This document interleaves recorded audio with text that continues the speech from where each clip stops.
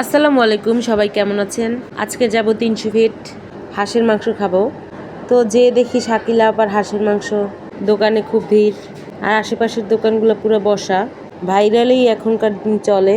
তো যাক, আমার হাঁসের মাংসের থেকেও মেইন ফোকাস ছিল মিষ্টি খাবো। তো দেখুন কত ভিড়। তো সবাই এই শাকিলা আপা নাকি, তার সাথে সবাই সেলফি তোলে। তো আমরা আর ওই পাশে যাই নাই এত ভিড়ে ঠেলাঠেলিতে।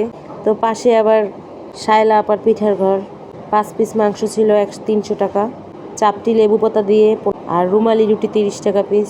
তো আমরা ওই সব কিছু খেয়ে আসলাম মেইন মিষ্টি খেতে।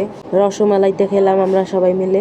তো মিষ্টির কথা আর কি বলবো, অনেক মজা। অবশ্যই আপনারা এখানে গেলে মিষ্টিগুলো খাবেন। আর এই হলো শায়লা খালার পিঠার ঘর। তো যখনই বললাম আপনারা একটা ছবি তুলি, ওনার স্বামী যেয়ে দৌড় দিয়ে একটা লাল সোয়েটার পরে আইছে। তো ওনার স্বামীটা অনেক সেই সুন্দর।